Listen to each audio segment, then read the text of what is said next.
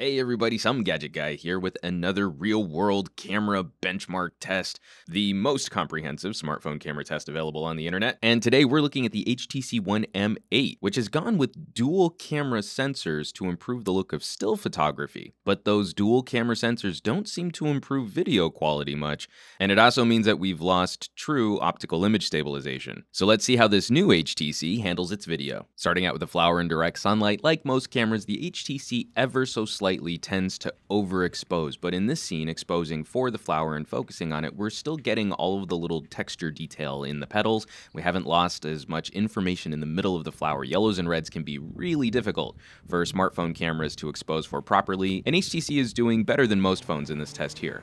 Same for these white roses in direct sunlight. Only at the very edges of the petals where the sunlight is attacking directly are we starting to lose information. But in the middle of the flower, and the petals that aren't quite directly lit, we're still seeing excellent detail. What's not quite as pleasant is the background blur, and we'll talk about that in a few other video examples. Looking at a wall of predominantly pink flowers, HTC's camera is doing a better job than most of properly exposing. This is about the right color pink for what this scene looks like in real life. But without some kind of foreground-background separation, I can't help but feel there's maybe just a touch too much sharpening going on in this video. The look is just a touch too busy or too edgy. And to reinforce that, the One M8 does not have the most pleasant background blur. Even into those hedges far off in the distance, we've got sort of a hazy, edgy, liney, buzzy effect happening with detail far away from your main subject. The flower in the foreground is crisp and detailed and is appropriately exposed for, but even the shrubs right behind it are still very identifiable. It's a little more difficult to isolate your subject with a background blur. And while that second camera sensor helps for stills, it doesn't provide any benefit here for video. Another example of the lack of depth of field, when focused on these little purple flowers, you can still very clearly make out that crosswalk scene, and even detail into the trees and the lamppost farther down the road are still very, very clear. Phones with larger image sensors are going to blur that background much sooner, and will provide a much more cinematic effect in drawing your eye to the subject of your video, especially when compared to phones like the Galaxy S5 and the Nokia Lumia Icon, which have much larger image sensors. Those cameras provide for a much more pleasant background blur. Here, HTC's camera is delivering something a little more harsh than its competition. Like I mentioned before, reds are always difficult for our cameras to expose for properly. Combined with that subtle tendency to overexpose, HTC's camera here has done something actually kind of interesting. Instead of oversaturating the red like the Galaxy S5 did, it's subtly undersaturating the red, and these flowers are starting to border on orange instead of true red. But this means that we're actually able to see more detail in this scene than we do in similar tests on the Galaxy S5 or the Lumia Icon. It won't satisfy color accuracy, but it definitely seems like a choice on HTC's part to retain detail in the scene.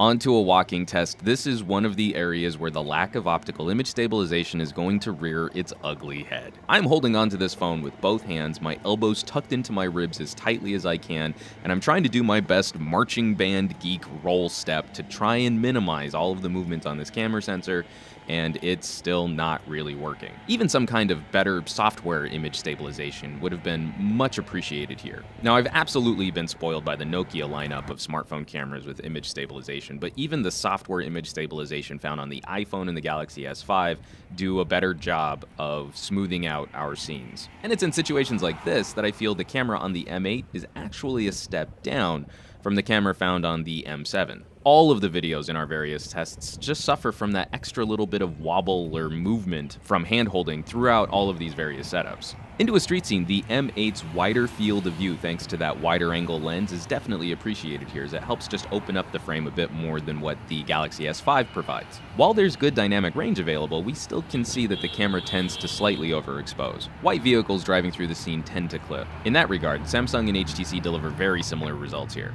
What I do have to applaud HTC for here is delivering a camera module which no longer hunts focus as aggressively as the M7 or the HTC One X. HTC cameras in the past have been notorious for hunting focus while shooting video. The M8 now provides us much smoother and subtler adjustments as objects enter and exit the frame.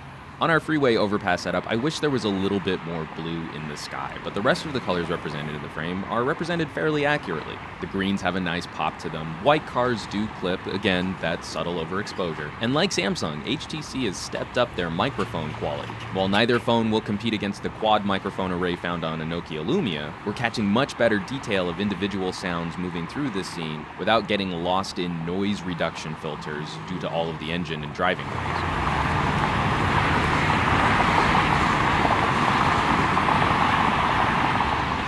I'm not going to harp on this too much, but because of the lower resolution image sensor, we don't have a lot of room for zoom on video. It's not particularly useful as there aren't many pixels to resample the information to get closer to whatever you might want to zoom in on. For true photographers out there, you kind of have to consider the HTC One M7 a prime lens, whereas the Galaxy S5 and the Nokia Lumias can be considered zoom lenses. Now for our transition test, moving from a dark scene to a light scene and back. I just haven't found any phones that perform this test as well as a Samsung can. HTC's transitions here are better than they were on the M7, and again, we don't see that nasty focus hunting as the camera tries to readjust throughout the scene, but the blooming effect going from dark to light is still somewhat staged and a bit buzzier than I would prefer it be. Also, we might be seeing the effects of the scaling frame rate, as HTC's camera does reduce the frame rate when the camera is in low light environments. The transition from a lower frame rate to 30 frames per second might be contributing to some of that unpleasant adjustment. For our nighttime scenes, the camera has reduced the frame rate, but I'm happy to see that it's not as aggressive as it was on the M7. On the M7, the camera could reduce down to 15 frames per second,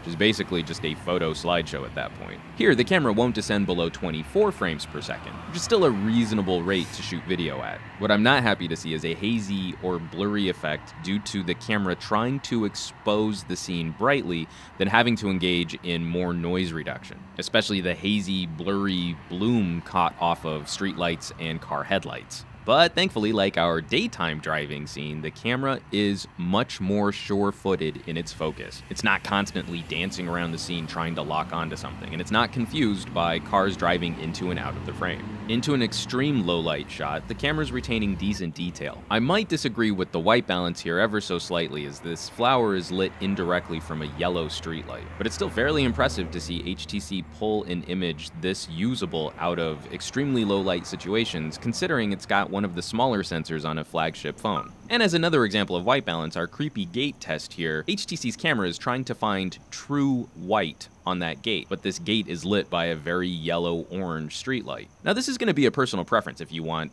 accurate colors, true white, or if you want the scene to properly express what the color looked like at the time you shot the video. I tend to err on the side of representing the scene properly, even if that means sometimes yellows and oranges get a bit too aggressive. But really, that's going to be a choice left up to the photographer and what they value in a camera. Interestingly enough, when we move to the creepy tunnel scene, HTC's camera is delivering a more accurate color representation of what this scene looks like, in my opinion, being lit by a very aggressive yellow-orange streetlight, and then we can also see the whitish-blue lights moving down the tunnel. I actually walked back to perform each of these tests twice, and I'm still not entirely sure why we see that inconsistency in performance. Especially when we see an alleyway lit by bright white lights, HTC absolutely nails the white balance for this scene. This is maybe one of the best color representations of what this scene looks like in real life that I've seen on any camera. So what can we conclude from looking at these samples about the camera on the M8? Largely, performance seems to be a lateral move from the M7. The focusing is much more stable and is less prone to hunting around your scene, but handheld video is a lot jumpier thanks to the loss of optical image stabilization. Low light performance is improved while maintaining a faster frame rate. It no longer descends into that horrible 15 frames per second, but background blur and depth of field just can't quite compete with some of the newer phones out there with larger image sensors.